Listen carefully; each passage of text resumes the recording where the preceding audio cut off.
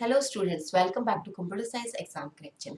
आज फिर मैं आपके लिए बहुत इंपॉर्टेंट वीडियो सीरीज लेकर आई हूँ जिसमें हम बहुत इंपॉर्टेंट क्वेश्चंस को डिस्कस करेंगे। इस वीडियो को लास्ट तक देखिएगा और वीडियो पसंद आता है तो प्लीज़ इसे लाइक शेयर कमेंट बिल्कुल कीजिएगा। और चैनल को अगर सब्सक्राइब नहीं किया है तो जल्दी से चैनल को सब्सक्राइब कर दीजिएगा, बेल आइकन को प्रेस कर दें ताकि आने वाले वीडियोज़ का नोटिफिकेशन आपको मिलता रहे। तो चलिए स्टार्ट करते हैं अपने फर्स्ट क्वेश्चन से।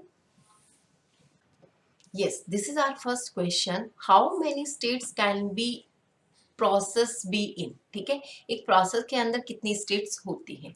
ऑप्शन आपके पास 2, 3, 4 और 5। देखिए, इससे रिलेटेड मैं ऑलरेडी वीडियो डाल चुकी हूँ कि एक प्रोसेस की कितनी स्टेट्स होती हैं और किस स्टेट का क्या वर्क होता है। आज फिर मैं आपको फिर बता देती हूँ कि हमारे प्रोसेस की न्यू, रेडी,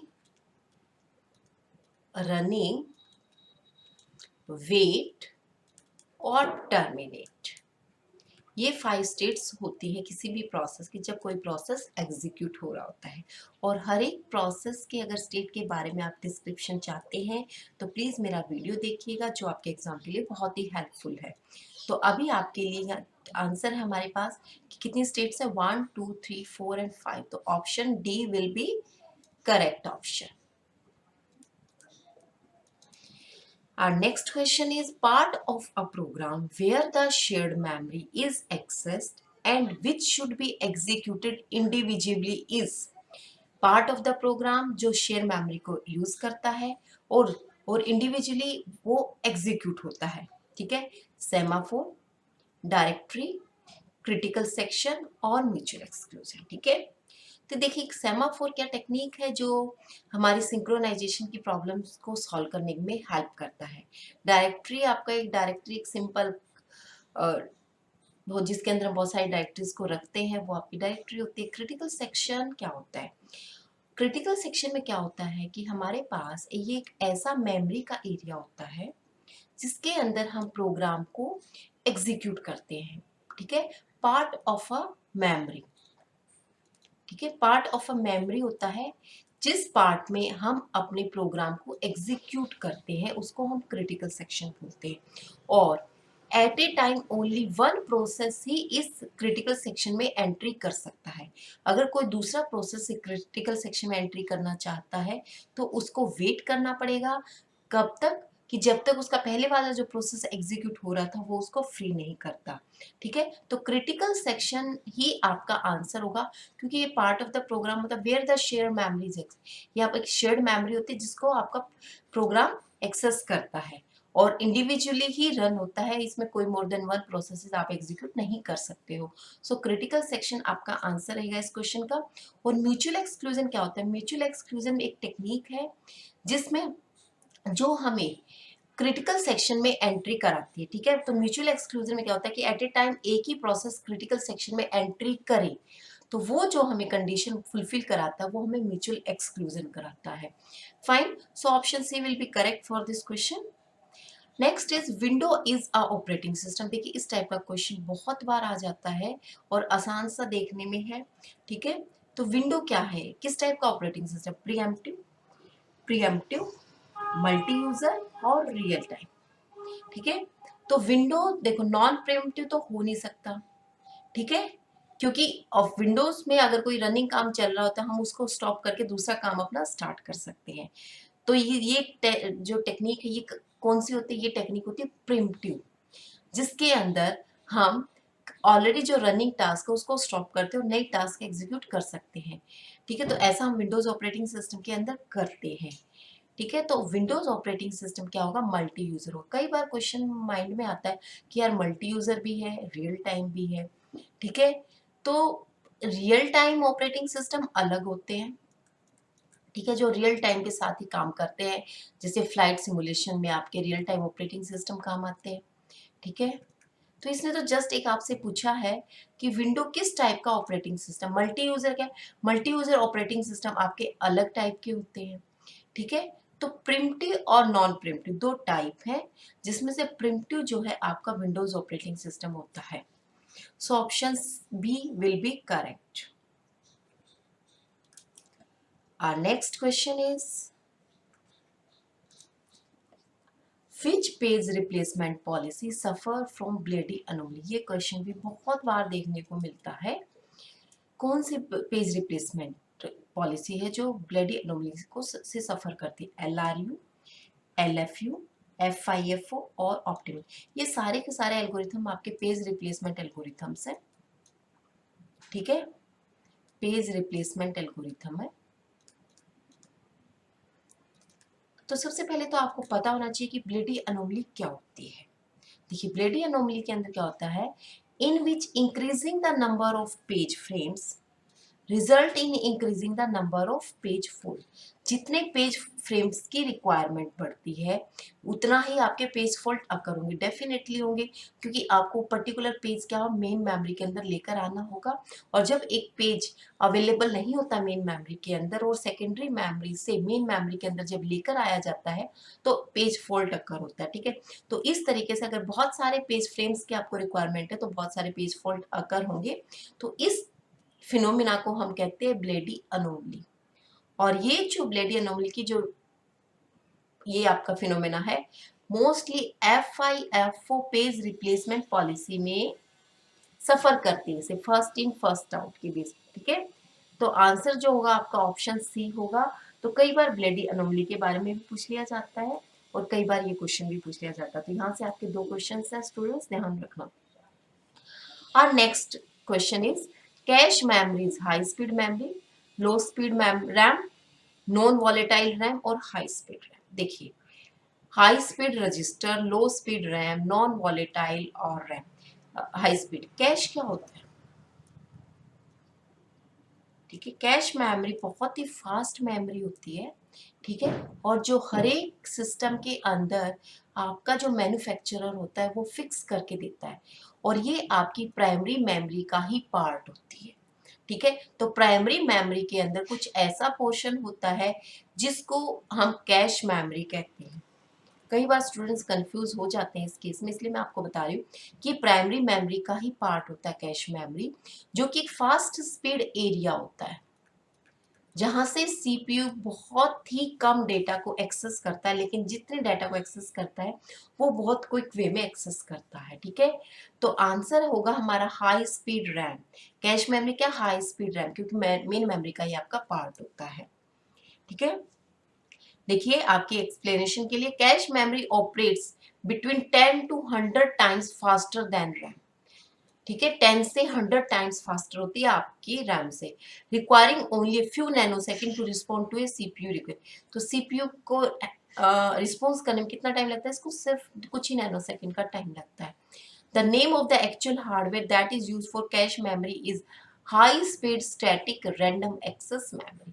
ठीक है, एस रैम में भी हो सकता है आपका, अगर यहाँ पे एस रैम का ऑप्शन नहीं आया तो आप हाई स्पीड रैम को भी बता सकते हो। फाइन, तो ये आप ध्यान रखना, high speed static random access memory, कई बार ऑप्शन में क्या आ जाएगा, रैंडम एक्सेस मेमोरी भी आ जाएगा हाई स्पीड और स्टैटिक रैंडम एक्सेस मेमोरी भी आ जाए। तो स्टैटिक अगर दिया गया है तो वहां पर आप एस रैम को ही सेलेक्ट करेंगे, क्योंकि मैंने आपको बताया कि ये फिक्स होता है, हर एक मैन्युफैक्चरर कुछ फिक्स एरिया डिफाइंड करके देता है। Fine, our next question is an example of a distributed operating system, amoeba, unix, ms dos और matrix। amoeba क्या है, एक डिस्ट्रीब्यूटेड ऑपरेटिंग सिस्टम है। ठीक है, यूनिक्स आपका मल्टी यूजर ऑपरेटिंग सिस्टम है। ठीक है, एमएस डोस क्या है, सिंगल यूजर ऑपरेटिंग सिस्टम है। ठीक है, तो इसी तरीके से एमोबा क्या है, एक DOS is a software over a collection of independent network communicating and physically separate computational nodes। तो डिस्ट्रीब्यूटेड ऑपरेटिंग सिस्टम क्या जाएगा कि इट्स अ सॉफ्टवेयर है which is collection of independent network communicating और फिजिकली सेपरेट कंप्यूटेशनल नोड्स का collection होता है। ठीक है, तो एमोएबा आप क्या है, डिस्ट्रीब्यूटेड ऑपरेटिंग सिस्टम का एग्जाम्पल है, ध्यान रखना इस चीज का। अगला क्वेश्चन हमारे पास, विच operating system treats hardware as a file system, Unix, DOS, window NT और नन ऑफ थिंग्स। ठीक है, तो स्टूडेंट्स अब डॉस के अंदर हम क्या करते हैं, डॉस के अंदर हम अपनी फाइल बनाते हैं, अपनी डायरेक्टरी बनाते हैं, अलग करते हैं। ठीक है, और जो हम हार्डवेयर इंस्टॉल करते हैं उनके लिए भी अलग अलग से हम हार्डवेयर को ही कंसीडर किया जाता है डिवाइड उसके अंदर, ठीक है। तो विंडो एंटी भी इसी तरीके का, लेकिन जो आपका यूनिक्स ऑपरेटिंग सिस्टम है ना, यूनिक्स ऑपरेटिंग सिस्टम हर एक हार्डवेयर डिवाइस को भी एज अ फाइल सिस्टम ही ट्रीट करता है, ठीक है। अगर आप यूनिक्स के अंदर कैमरा इंस्टॉल कर रहे हो तो वो अलग से इसकी फाइल बनाता है, ठीक है। और अगर आप यूनिक्स के अंदर कोई डायरेक्टरी बना रहे हो उसके लिए भी वो अलग से फाइल बनाता है। कोई हार्डवेयर अगर नया इंस्टॉल कर रहे हो उसके लिए भी वो अलग से फाइल बनाता है। जो आपकी ड्राइवर्स है, हर एक ड्राइवर के लिए अलग से ही फाइल बनाता है, ठीक है। तो यूनिक्स क्या है, यूनिक्स एक ऐसा ऑपरेटिंग सिस्टम है जो हर एक हार्डवेयर के लिए भी अलग से फाइल सिस्टम क्रिएट करके रखता है। क्वेश्चन इंटरेस्टिंग है और पूछा जा सकता है एग्जाम में। Our next question is, in which of the following ready to execute processes must be present in RAM? देखिए, जब मैं आपको प्रोसेस स्टेट्स बता रही थी तो वहां पर मैंने इस क्वेश्चन का आंसर आपको दिया था, क्योंकि मेरा पर्पस क्या होता है कॉन्सेप्ट देने का कि वहां से जितने मैक्सिमम क्वेश्चंस बन सके मैं आपको वहां पे प्रोवाइड करा दूं, डिस्कस कर ले, ताकि क्वेश्चन कहीं से भी आ सकता है, ठीक है। तो यहाँ पर रेडी टू एग्जीक्यूट प्रोसेसेस में, ठीक है, रेडी टू एग्जीक्यूट मान लो रेडी से रनिंग स्टेट में जाते हैं, तो रनिंग स्टेट में जितने भी प्रोसेसेस होते हैं must be present in RAM, ठीक है। तो मल्टी प्रोसेसिंग, अगर बहुत सारे प्रोसेसेस हैं तो एक प्रोसेस जो रन हो रहा होता है वो आपका मेन रैम के अंदर होता है। मल्टी प्रोग्रामिंग में भी यही कंसेप्ट होता है, मल्टी टास्किंग में। सो ऑप्शन डी जो होगा वो आपका करेक्ट होगा, ठीक है। Our next question is, if the executing program size is greater than the existing RAM of a computer, it is still possible to execute the program if operating system support. इसने क्या कहा कि आपकी RAM का जो size है, ठीक है, मान लीजिए रैम का साइज है आपका 150 MBPS का केबी, ठीक है, किलोबाइट में, और आपका जो प्रोग्राम जो आपको नया जो एग्जीक्यूट कराना है प्रोग्राम का साइज है मान लीजिए 200 kbps, ठीक है। तो आप देखिए कि आप इस प्रोग्राम को कैसे मेन मेमोरी के अंदर एग्जीक्यूट कर सकते हैं, लेकिन हम करते हैं, ठीक है। तो वो कॉन्सेप्ट जो जिसकी हेल्प से हम करते हैं उस कॉन्सेप्ट को हम बोलते हैं वर्चुअल मेमोरी, ठीक है। तो वर्चुअल मेमोरी के कॉन्सेप्ट की हेल्प से हम 200 किलोबाइट का प्रोग्राम भी 150 किलोबाइट मेन मेमोरी के अंदर एग्जीक्यूट करने में सक्सेसफुल होते हैं, ठीक है। तो ये जो 150 तो रैम का ही पार्ट यूज होता है, जो रिमेनिंग जो 50 किलोबाइट का जो स्पेस है वो क्या होता है कि सेकेंडरी मेमोरी जो होती है हमारी, सेकेंडरी मेमोरी का कुछ पोर्शन हम यूज कर लेते हैं एज अ वर्चुअल मेमोरी, ठीक है। तो कई बार क्वेश्चन ये भी पूछ लिया जाता है कि जो वर्चुअल मेमोरी है रैम का ही पार्ट होती है या सेकेंडरी मेमोरी का। तो सेकेंडरी मेमोरी का कुछ पोर्शन जो आप एज अ रैम यूज कर सकते हैं, ये भी फिक्स होता है, ये भी मैन्युफैक्चरर डिसाइड करके देता है कि कितना परसेंट आप अपनी सेकेंडरी डिवाइसेस का virtual memory as a virtual memories इसको यूज कर सकते हो, ठीक है। So virtual memory is your answer.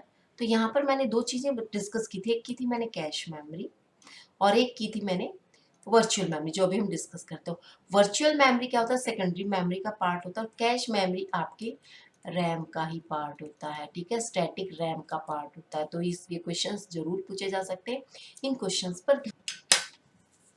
तो स्टूडेंट्स ये थे कुछ क्वेश्चंस, उम्मीद करती हूँ कि ये क्वेश्चंस आपको पसंद आएंगे और भगवान से यही प्रार्थना कि इनमें से कुछ क्वेश्चंस आपके एग्जाम में आ जाएं। वैसे तो देखो एसएससी का या किसी भी एग्जाम का हम बता नहीं सकते कि क्या क्वेश्चंस आए, लेकिन हम यहाँ पे मैक्सिमम एफर्ट कर रहे हैं कि मैं यहाँ से हर एक क्वेश्चंस को निकाल कर देने की कोशिश कर रही हूँ कि जितने पॉसिबल क्वेश्चंस बन सकते हैं किसी कॉन्सेप्ट से वो मैं आपको यहाँ पर देने की कोशिश कर रही हूँ, ठीक है। तो देखिए मेरी तरफ से एफर्ट जारी रहेगा, आप भी अपने एफर्ट जारी रखिएगा कि आप किसी भी वीडियो को स्किप मत करना, वीडियो को 2 से 3 बार देखना, तो आपको ये क्वेश्चंस जो है पक्के हो जाएंगे, आप इनको एग्जाम में बिल्कुल नहीं भूलोगे, ठीक है। और जो कॉन्सेप्चुअल वीडियोस हैं प्लीज़ उनको जरूर देखिएगा, चाहे आप डेटाबेस की का बात कर लेते हैं चाहे हम ऑपरेटिंग सिस्टम की बात कर ले, ठीक है। तो जो कंसेप्चुअल वीडियोस हैं उनमें हम बहुत सारे क्वेश्चंस ऐसे डिस्कस करते हैं कि वो पूछे जा सकते हैं, ठीक है।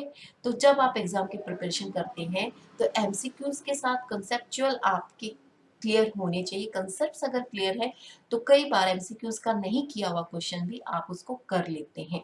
ठीक है, तो मेरी तरफ से यही मेहनत जारी रहेगी, लेकिन मुझे आप लोगों का सपोर्ट चाहिए।